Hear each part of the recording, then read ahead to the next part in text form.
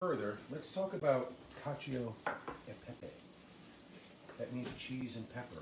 Again, another dish, 3 ingredients: pepper, cheese, and water. Cacio e Pepe, we're going to use Romano Pecorino. Pecorino is sheep's milk. So this is sheep's milk cheese. It's much tangier, much saltier. Romano cheese is used for carbonara and for Cacio e Pepe. And let's start our Cacio e Pepe. So I have that sauce there. I have black pepper.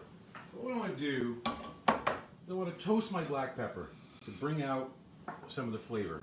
Can you just use a pepper mill and grate pepper into it? Sure, but you want to maximize your flavor? Do this. Get this on the heat. Give it a little toast. Come on over here, Jean-Luc. Let's take a look at what we got going on here. Spaghetti on the cook. You want to go about 5 minutes. You want it to be al dente. And now we're going to start releasing the fragrances of our peppercorns. We have, oh, you can smell it already. You really smell the perfume of the pepper coming up. Toss our spaghetti. You know what? I'm going to put the lid right on here to speed that up a little bit.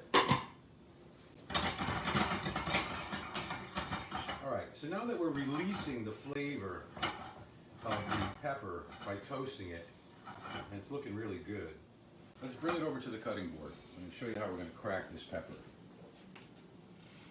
So this pan's a little hot.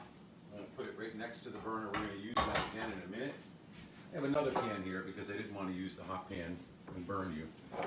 Take a skillet and just crack your pepper like this. Just roll it right through. It's the best way to do it. Get really nice cracked pepper. Using the edge.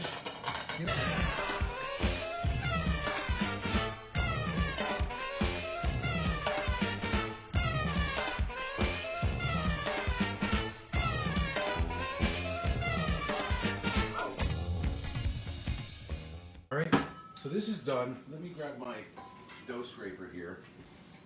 Now I have cracked black pepper. I have a little more than I need, which means steak au poivre for dinner. All right, so watch this.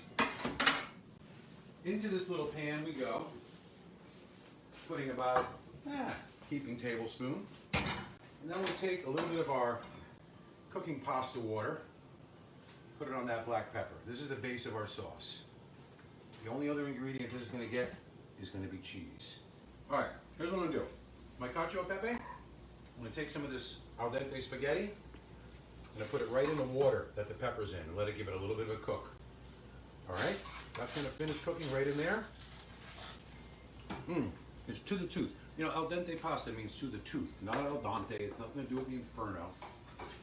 Put all that beautiful black pepper in there. All right. So this pasta, turn off the heat. Add some pecorino. Start tossing. Start spinning. Start tossing. Start spinning. Start tossing. Start spinning. Oh, we need some more pecorino. I might have to grate some more for the next dish. Now a little bit of pasta water to create that sauce. More sauce. Boom. Water and cheese becomes your sauce. As the cheese melts, it builds your sauce. This is usually leans a little bit dry.